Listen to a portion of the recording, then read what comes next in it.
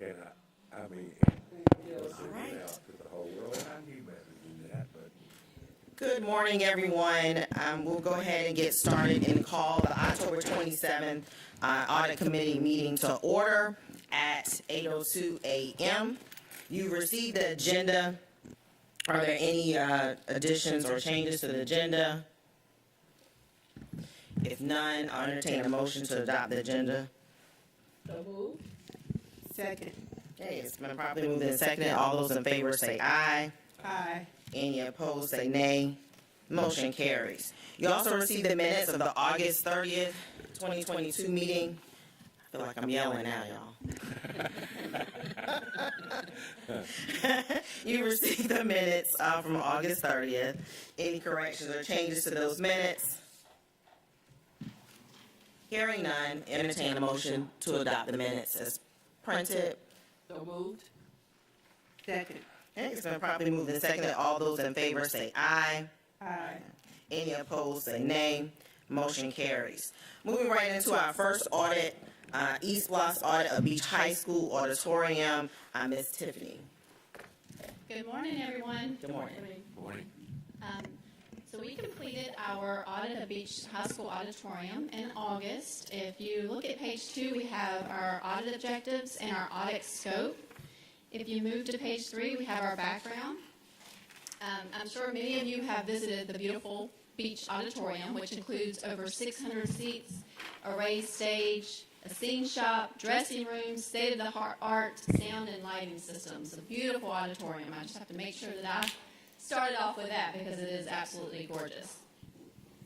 The design professional for this project was J.W. Robinson and Associates, and I believe this is the first time that we had worked with this firm. They are a non-local architecture firm with local consultants. We also had a CMA for the project. Their contract was scheduled to end in October of 2020. We actually extended their services until June of 2021 because we had some extensions on the project.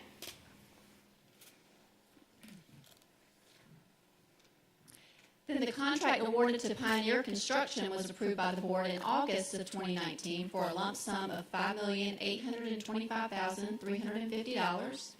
There were 36 change orders processed.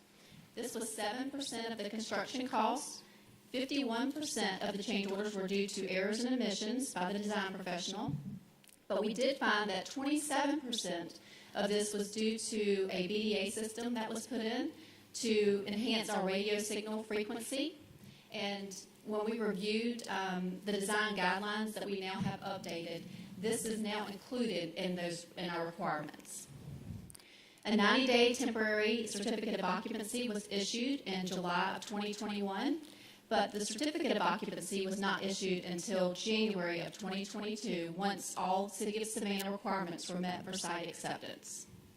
The final payment to the contractor was still in process at the end of our audit, and the district is charging liquidated damages for project delays. So we had 2 observations. Our first one was regarding the project delays.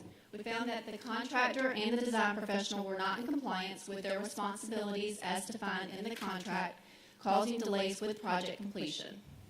Now, project delays are very common, and we see design issues, scope changes, soil conditions, weather conditions. But when this happens, we have extensions of time that are reviewed and approved by the district through change orders. We found that a total of 88 days were added to the project schedule through approved change orders, but Beach did have some delays that exceeded the number of days approved by the district. This caused the project to extend beyond the revised completion date. The district approved a revised material completion date as of December 24th, 2020. However, material completion was not obtained until July 2021. The contract required that all work must be completed and material completion be obtained within 365 days of the notice to proceed. They submitted a schedule, and that schedule showed that they were going to be complete October 9th, 2020. And we found that monthly updates were submitted by the contractor at each owner, architect, contractor meeting as required by the contract. So we found that the schedule was updated with the updated completion date of December 24. But we also found that it was updated 3 additional times, and the contractor failed to meet each revised completion date. Project delays were continuously addressed by the district in the OAC meetings, and based on our review and correspondence, the project should have been completed by January 25th, 2021. The revised completion date discussed in the February OAC meeting and in the CIC meeting was March of 2021. We had a revised timeline that included additional time to install the auditorium seats and to complete the terrazzo floor installation. The last project schedule was updated in eBuilder by the contractor, showing that they were going to have the project complete in May of 2021, and the design professional included a letter stating they had completed their work in May of 2021 as well. We found that a TCO, which this happens from time to time on projects, where a TCO has to be issued once we had that radio signal system put into the building. But that TCO expired in October of 2021, and the CO was not issued until January, which was 99 days after the temporary certificate of occupancy expired. The delay was due to outstanding closeout items required by the City of Savannah, and the auditorium could not be used at this time. Final completion is when all work is complete and evidenced by the design professional's certificate of completion. The contract requires final completion to be obtained no later than 30 days after material completion. We found that letters were issued asking the contractor to complete all of their required items, but the deadlines were not met. Since the project was not completed and occupied by the contractual material completion date, the district can impose liquidated damages. The design professional calculated a total of $402,000 in liquidated damages. This calculation is based on the number of days the contractor failed to meet the revised completion date approved by the district through the change orders. The district evaluated the potential liquidated damages and the actual costs associated with the delay. We charged the contractor $20,860, which was half of the CMA services, because the CMA services were the actual costs that the district had to pay in addition for this project. So the design professional monitors completion of work and adherence to the project schedule through site observations and evaluations. So during the project schedule, the contractor failed to meet those completion dates. So we found that there were a few things that the design professional could do to make sure that the project stays on schedule. The first thing is field and site observation reports. Making sure that the overall project schedule is adhered to and documented in these observations, and they report any deviations to the district. They also have to complete a material completion certificate, which confirms the inspection and establishes the final punch list and recommends any amounts that should be withheld. The certificate was not issued until May of this year. However, the TCO and material completion was completed in July of 2021. We also found a requirement for the design professional to attach advice on construction progress forms to each application for payment and change order that requests an extension of time. This form would actually assist them with monitoring the overall project schedule. Then we get to the project closeout. So a certificate of final completion should be issued by the design professional to the owner and the contractor after the punch list is finalized and the project is completed. The design professional is also required to submit record drawings to the City of Savannah and district after all work is completed, but no later than 60 calendar days. We found that the district issued a final notice to the design professional in September of 2021 for all closeout documents and action items to be completed, but the date was not met. The punch list was completed by the contractor and verified by the design professional in December of 2021. We obtained a certificate of occupancy in January of this year.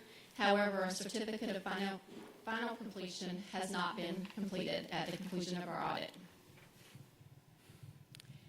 The district completed quarterly performance evaluations as required. So with talking about project delays, it's very important that these performance evaluations are submitted to purchasing and considered whenever future projects are bid on. The district actually acknowledged that this is something that they needed to add into eBuilder, so now that is done. So there's a step in eBuilder where it automatically notifies purchasing of all performance evaluations, and they will also be completing a final performance evaluation for the design professional and the contractor. The district's project manager also completed progress update reports February of 2021 through July of 2021. The reports provide a summary of monthly activities. We didn't find any other project reports documented after this time. Now we had material completion, we had obtained our TCO, but it's very important that we continue with project updates through final completion to talk about the project closeout activities. The district recently added a position that is responsible for monitoring all project schedules. So that was one question we had as we're going through the project and there were delays. You know, you would notice in a lot of the meetings that they were continuously updating their project schedule. Does not mean that the district was agreeing with the updated project schedule or approving that project schedule, but they were constantly changing their date. So now we actually have a position in place that is responsible for monitoring all project schedules, and it cannot be revised until changes to the schedule are evaluated and approved. This position, I believe, will play a key role in overseeing all changes to project schedules, will help and will also assist with project delays. So we had two recommendations for the project delays. The first one is reevaluate the closeout process to monitor deadlines as required by the contract, upload project due dates for each project deliverable with action steps if the required completion date is not met, and to ensure monthly progress reports are completed and maintained in eBuilder until final completion of a project. The reports should be documented through final closeout to include activities and communications with all responsible parties. We also had a second observation, and this one is regarding change orders.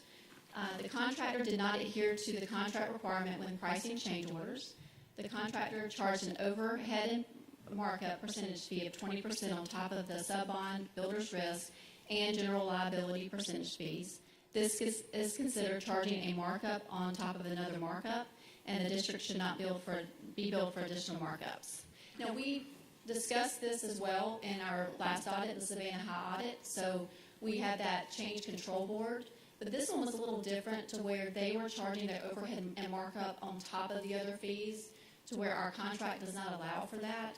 So we thought it was important to include this as a finding to ensure that the change control board is also looking, not just making sure that all costs are in line and making sure we don't exceed those rates, but also ensuring that is not charged on all costs. That we do that before we charge any of the other fees.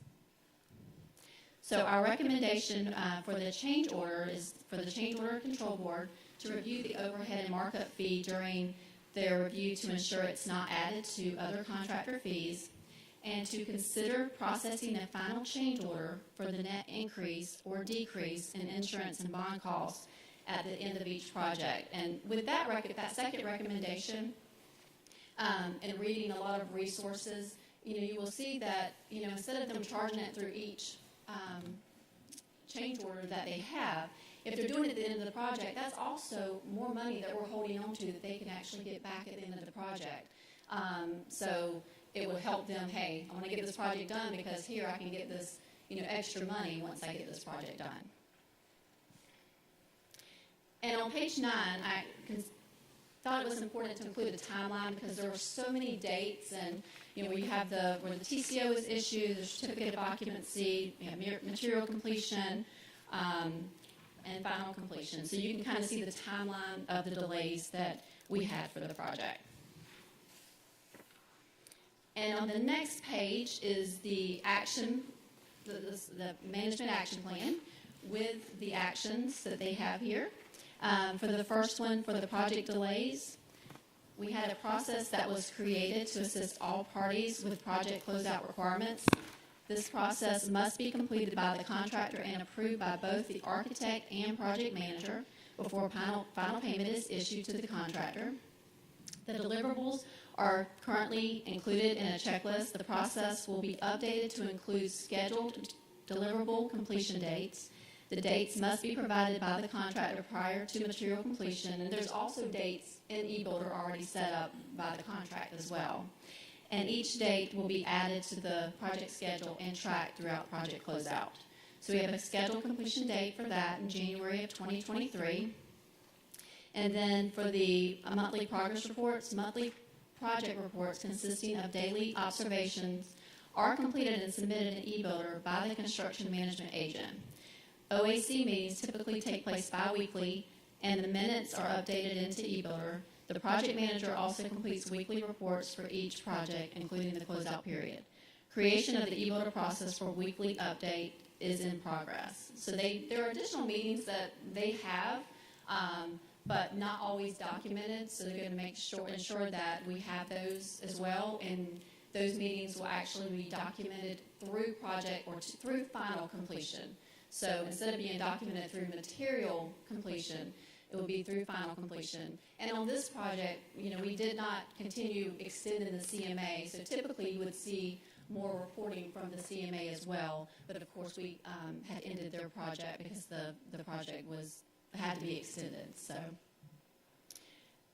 that will be done by December 31st of this year. And then for the change orders, the CCB currently reviews each change order for accuracy and compliance with the contract. The meetings are held monthly to review every change order submitted for approval, and they have this documented as complete. And they will also be getting me the procedures to show how they go through the process of reviewing change orders to support the completion of this action plan. And then to consider processing the final change order at the end of the project, this procedure is currently being used for the K-12. Consideration will also be given for other projects in the future. And this is going to be an ongoing action plan as well. Okay, do I have any questions? Right ahead, Ms. Hall. Yes. What is the formal title of this position, the process monitoring position? What is that formal title? And what is the difference between that role and what the CMA is already doing? All right, so currently we have an executive director that is over all scheduling. And so prior to this, we did not have our own schedule group. We really relied on the contractor to provide that information for us. But as we went through these projects, it became very aware to us that a contractor could manipulate their schedule.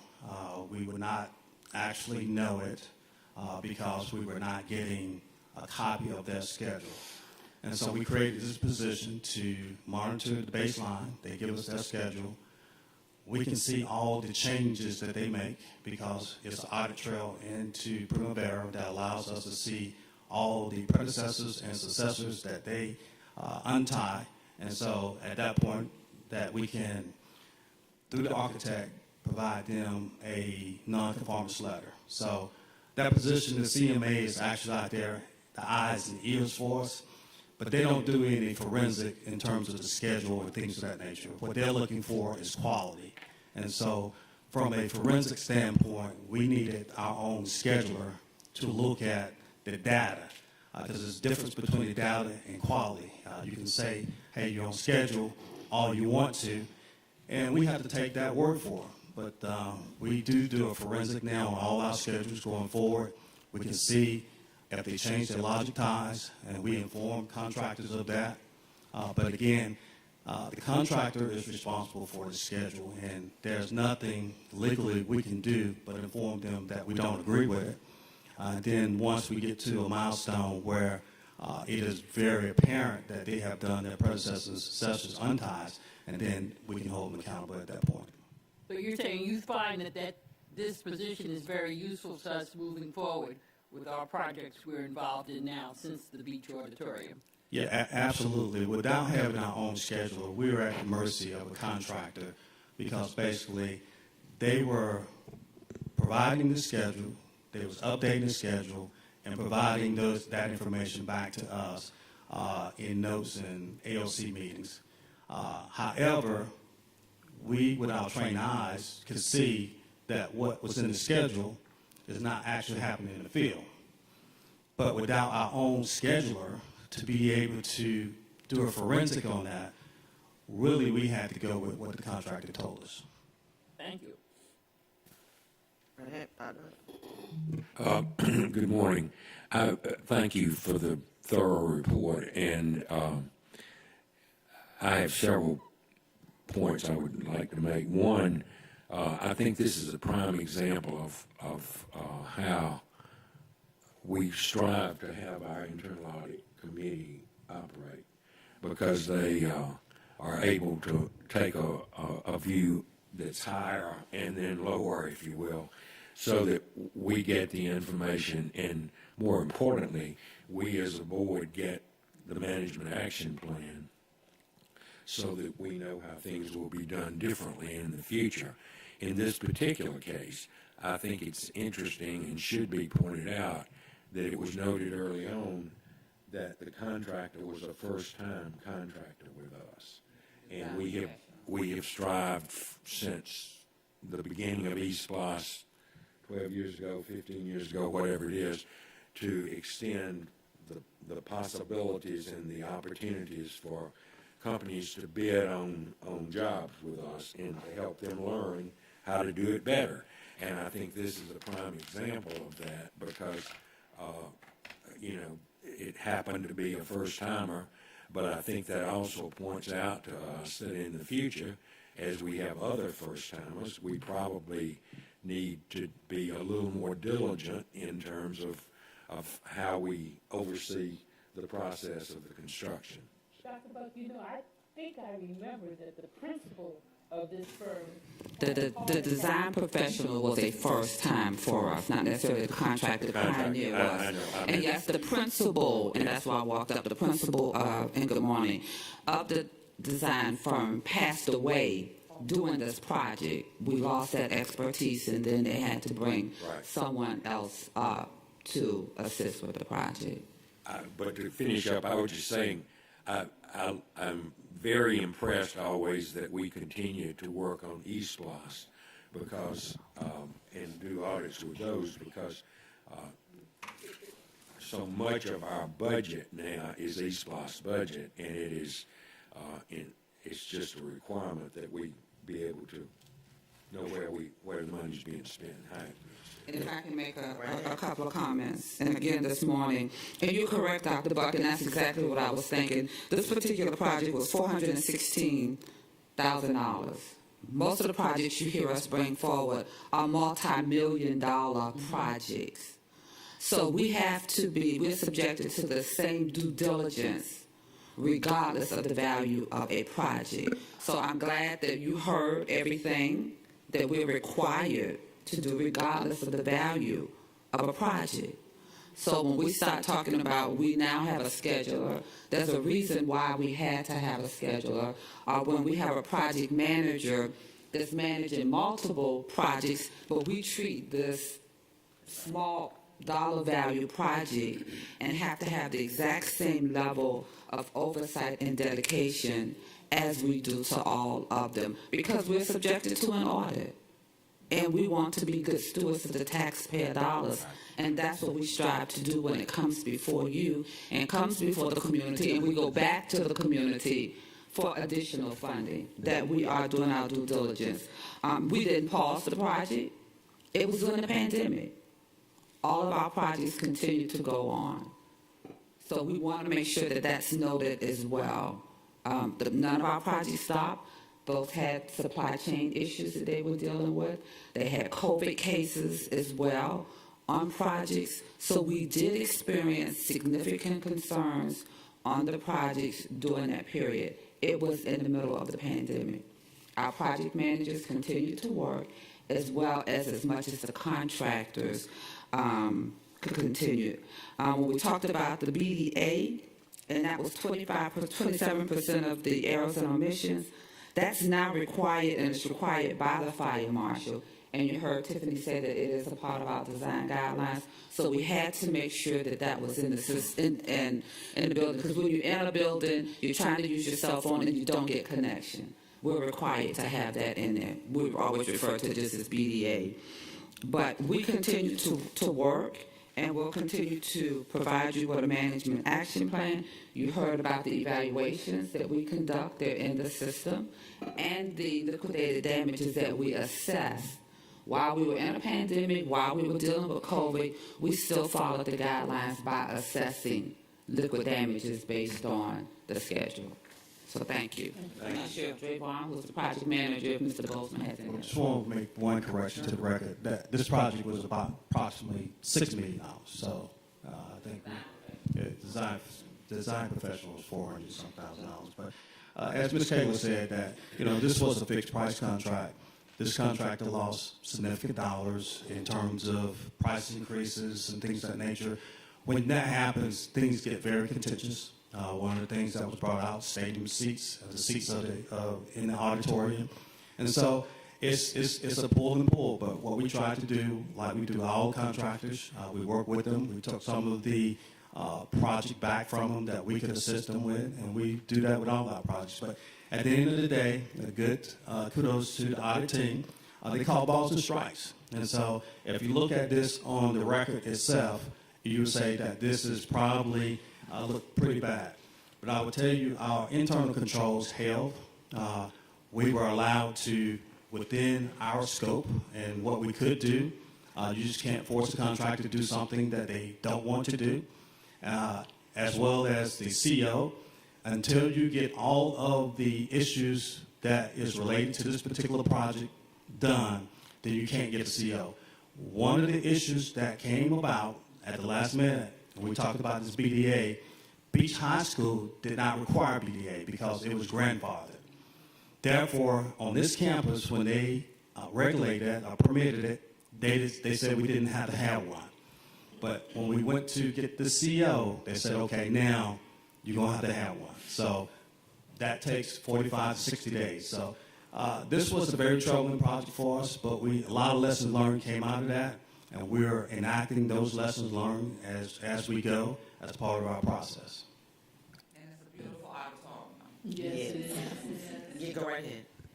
It's good morning, and thank you for the report. I'd just like to say that during this process, a position was birthed, and that position is needed. It not only helps the school district, but also the CMAs, because having that person that's monitoring all projects and schedules will be beneficial for us as well as the CMA, because they're being penalized for liquidated damages for not meeting those deadlines. So, we learn through our process, even with the eyes of an educator, we adjust lessons, we implement, then we monitor. So I see you all doing the same thing. I appreciate the diligent and hard work of our team as well as our auditors. Thank you.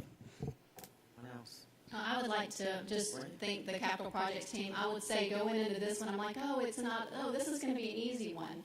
And, it took longer and a lot more research as we were going in, but looking at what they do, and, everything's an e-builder. And I'll also say that they also transitioned to e-builder during this time.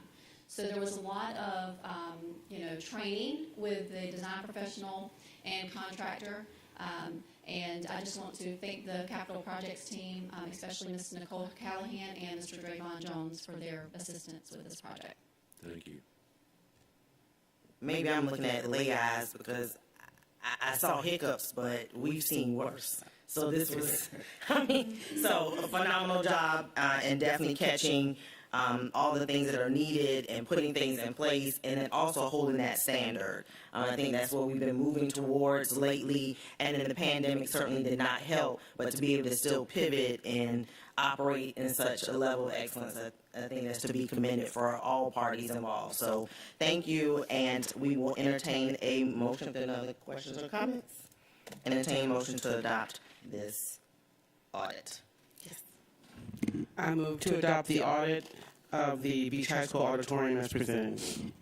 So moved. So second, please. That's okay. It's been properly moved and seconded. All those in favor say aye. Aye. Any opposed say nay. Motion carries, and this is my alma mater, so I'm proud that it is a wonderful auditorium. All right, we're moving into our informational items, and Leah Underwood will take care of those two items, starting with the Audit Committee member onboarding presentation, followed by the status quarter one. But before we do that, I'd like to lean to Dr. Buck for the recommendation of the Audit Committee member, Attorney Richard Sanders.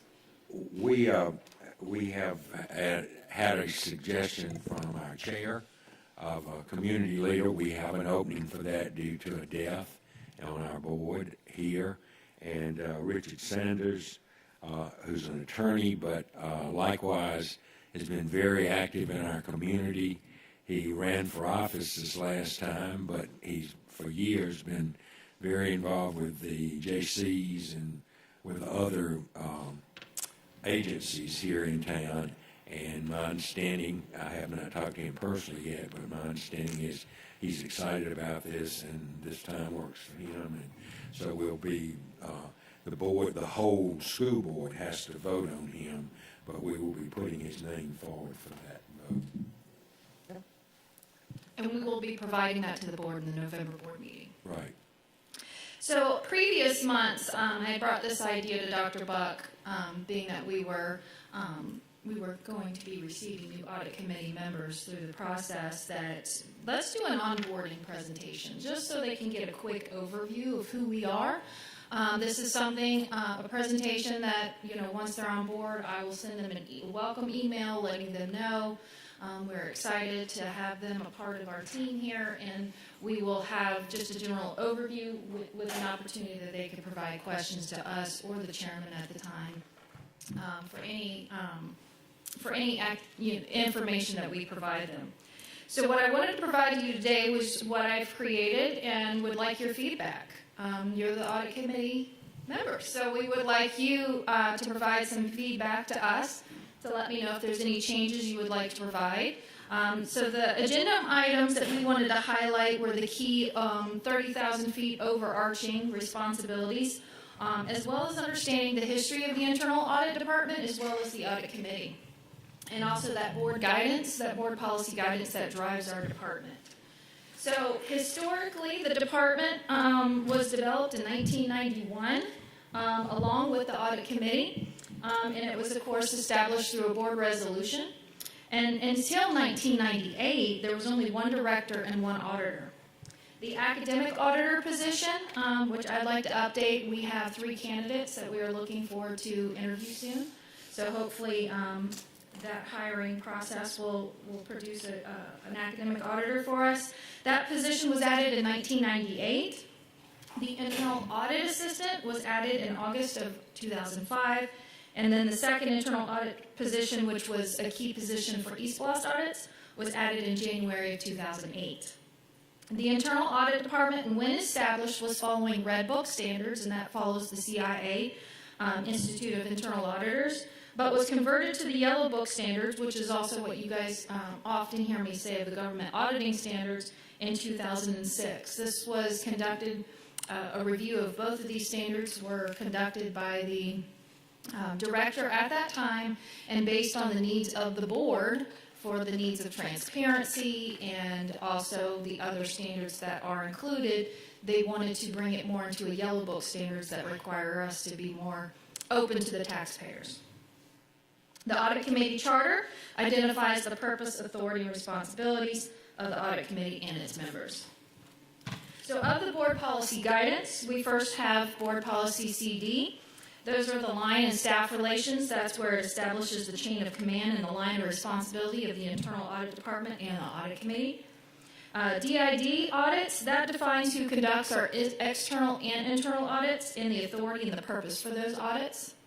And then these other ones that we have listed here, these identify other activities conducted by the Internal Audit Department, which includes policy review. Oftentimes, if you hear the policies when they come to the board, that is us assisting We do not write policy. Let me define that very quickly. We just help the process with the district team in order to make sure it gets to the board and within the 4-year time period once one of those policies have exceeded a 4-year review. We also review board procedures. Expenditure of funds, that's one I've often brought to you before. That's letting us know if there's anything that we discover that may be fraud in nature, that provides us the chain of who needs to know this information, and if any information is found to be criminal, it is our Department of Board of Education, Police Department that handles those situations. And then, of course, student complaints and grievances, that identifies our ethics hotline process. That way, anything that comes through us, this is how we handle that process. So underneath the purpose, this just overarches, just gives the overarching statement that is within the charter of that purpose. Underneath authority and membership, I'm highlighting what we are composed of, how many members, also the community members, how they're recommended, and then the chairperson is appointed annually by the board president. Membership-wise, we talk about the terms, as well as the board members are then appointed annually as well, and announced in January of each calendar year. And then we also talk about membership of how many times you can miss a meeting in each year. And if y'all remember, we updated that, I think, about a year or two ago. Yes, ma'am. Who are the 5 existing members on this committee? Because I don't know who they are. They're vacant right now. So we have... You want to go ahead and talk about? Well, I mean, That's not all board members, I'm saying. Oh. Who are the 5 existing is right here in front of Who you. are the community The spots? community spots. Okay, that's what you mean? And what's available, that's what she. Okay, so right now Wendy Owens is one of our open community spots. And then Elaine is community. And then the other ones are open and vacant at this time. About to be. About to be, 'cause So that I'll Richard move on Sanders- in December, so we've got 3 of the 5. is Yeah. yes. Okay. Listed Yeah, all all right. these items. And you were saying Ms. Owens is most likely not going to be able to continue. Potentially, we will be addressing that after this meeting, Okay. but that will be all for January. Currently, right now, we only have 2 spots that are open right now. January is when additional actually open up. Okay? Behooves us to head to that. Yes, it does. Along with our director position, too. What, if it's a reference to this question?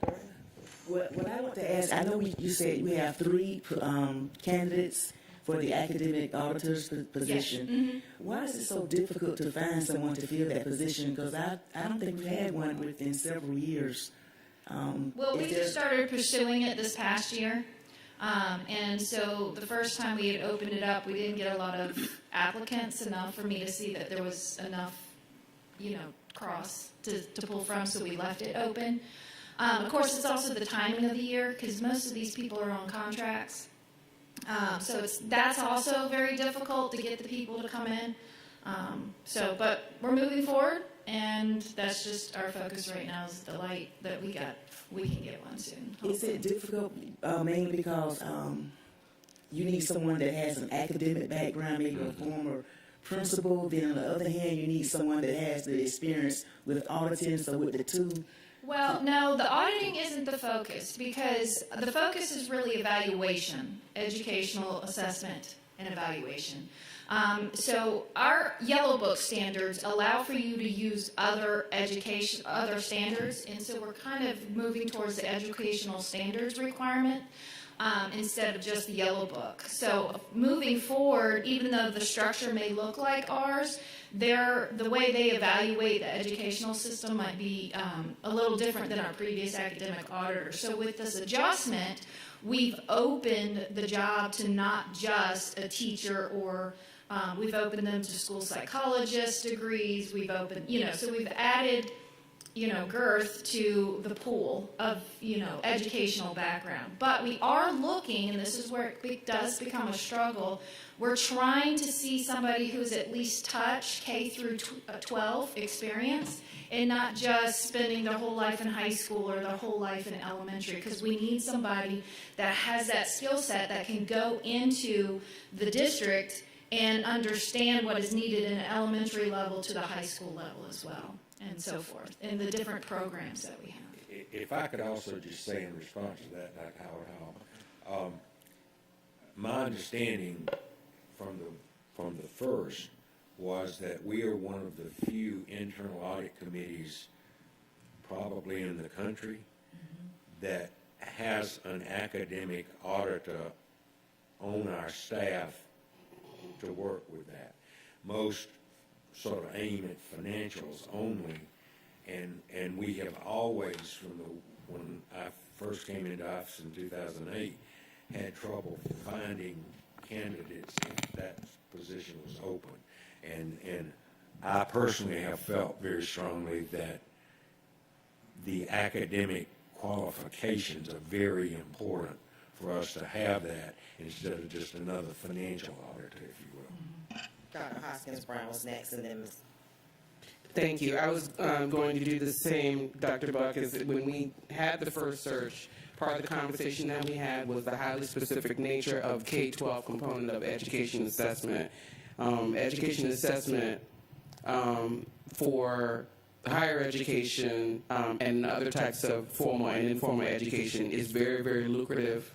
And so the demand for candidates is high because you can make very, very good money assessing education programs. At the time that we had the first search, I had a friend who was an education assessor for NASA's education programs. And I was floored by what she did and what she got paid to do it.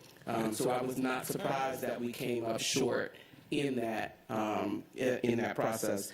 The other thing is that the very, very specific skill set is that was what we stayed with, because when we failed the first time, we talked about whether we wanted to change what we were looking for or whether we wanted to have fidelity to a true academic assessor. And because a lot of times what we talk about in audit when we're assessing programs, we end up veering into the lane of programming because we're trying to talk about programming to explain some of the outcomes we're seeing in the audit. I remember a part of the conversation being that we really did want to stay close to someone who had the K-12 background to be able to look at our programs, look at what we were doing from a programmatic level. And so that was one of the things that I wanted to mention as an addition to this orientation, and that is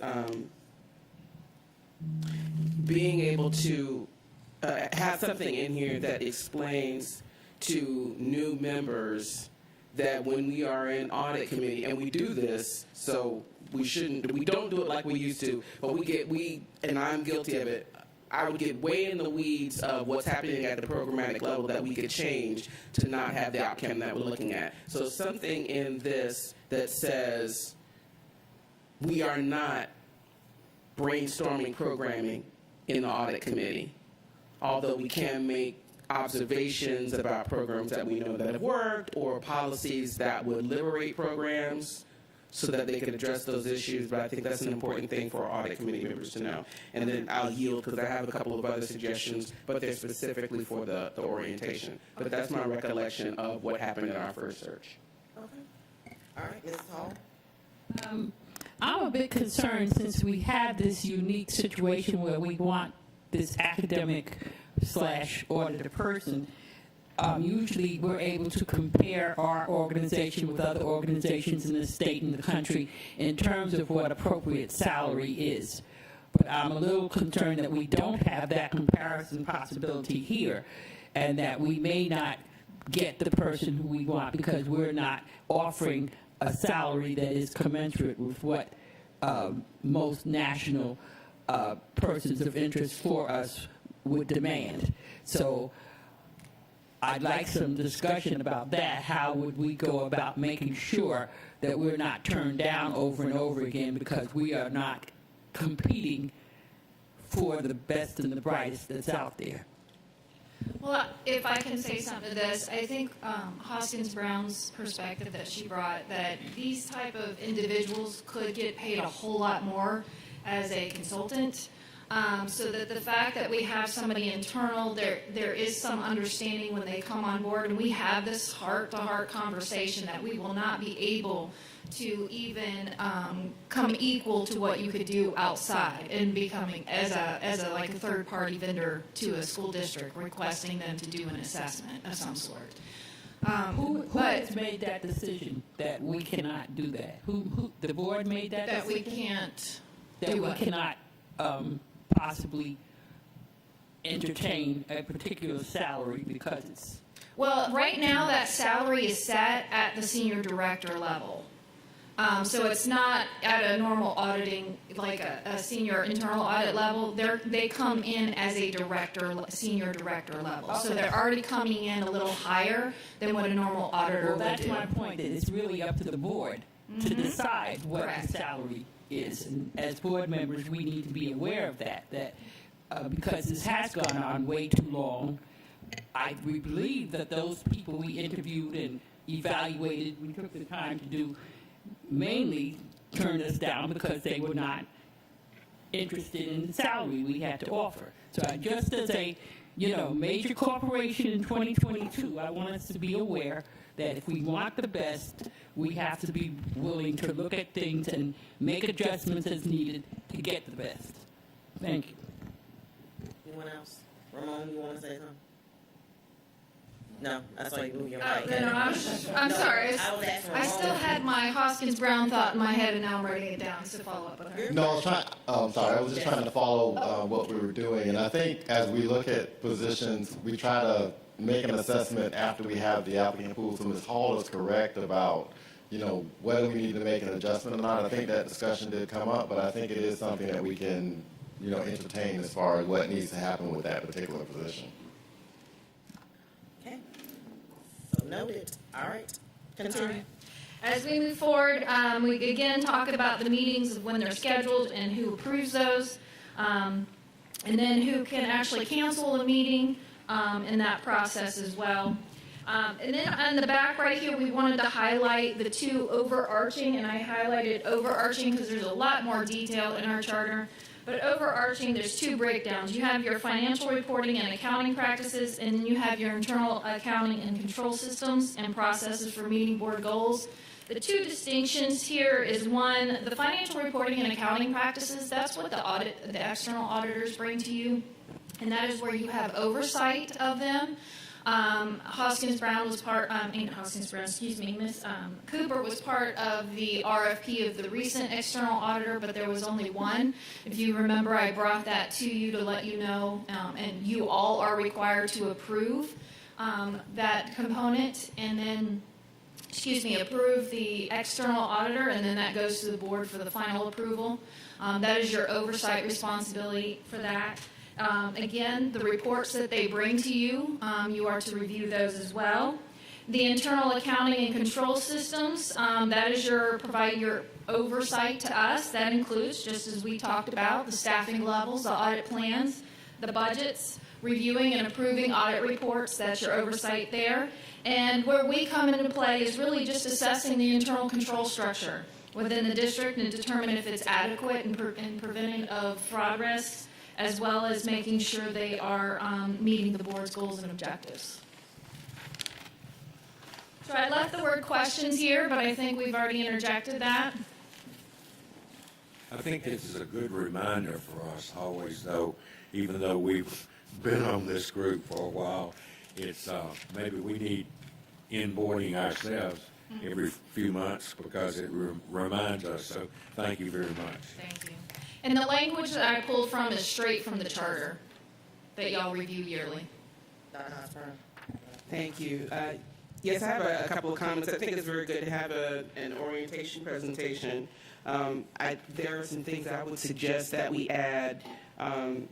One is some sample figures from what we see every month. So, or every year. So a sample calendar that we see in the DAS Remy, a flow chart of the process that shows initiation, follow-up, and review. So we spend some time early on or when new members come on board explaining how the audit is initiated and then what that process is of that visit. And then after the visit is over, that there's an opportunity to respond, and then that there's a follow-up by audit to make sure those things have happened. I think it would be good if we had a flow chart or a graphic that kind of showed how that happened. Also, a sample hotline figure from the ethics hotline. Okay. And then a sample status report like you have on the back of this. Okay. And then it may be, I'm okay to be vetoed about this, it may be too much information, but I'm wondering if a sample like the report on audits or CAFR from a previous year that just shows, this is how the information is condensed over the course of the year and how it can be digested, or one of those larger annual documents that can be provided as a handout for them to review.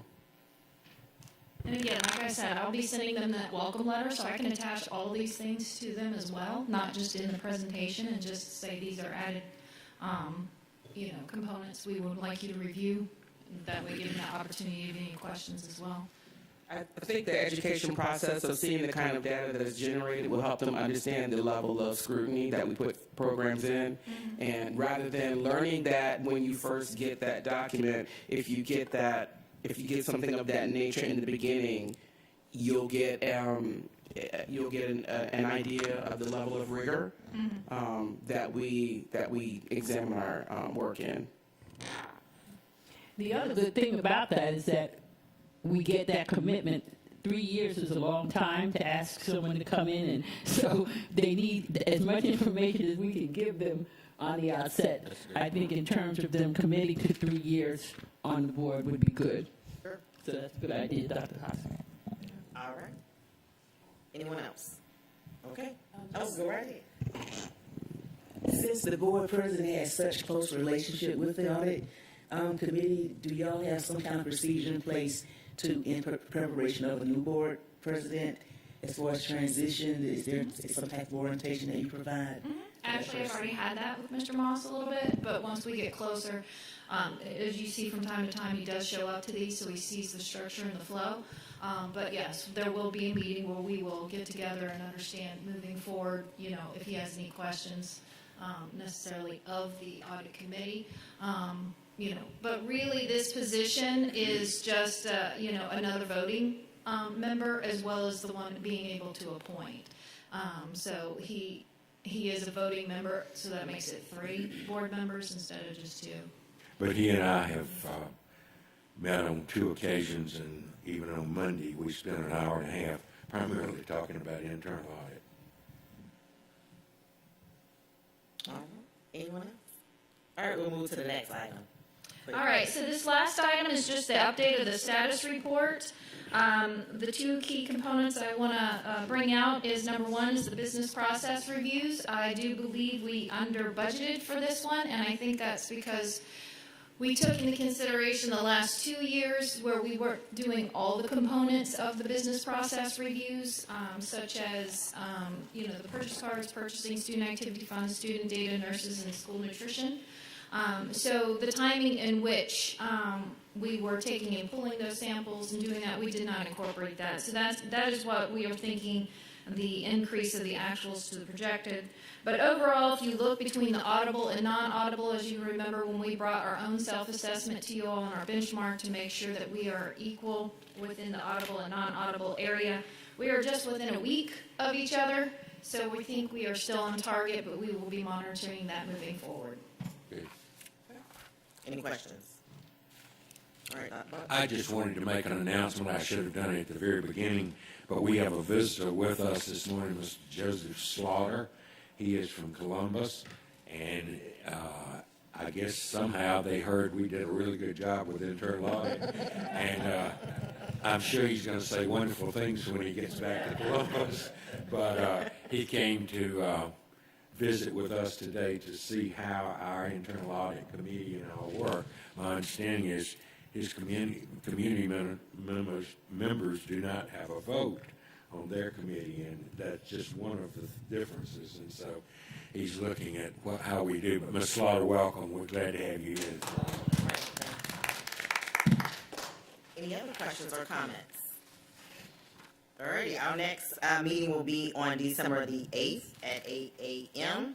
here at Whitney Administrative Complex, and you all have a great rest of the week. We stand adjourned at 8:56 a.m. Thank you. All right, thank you. Mr. Hattiger, could I see you up here before you leave?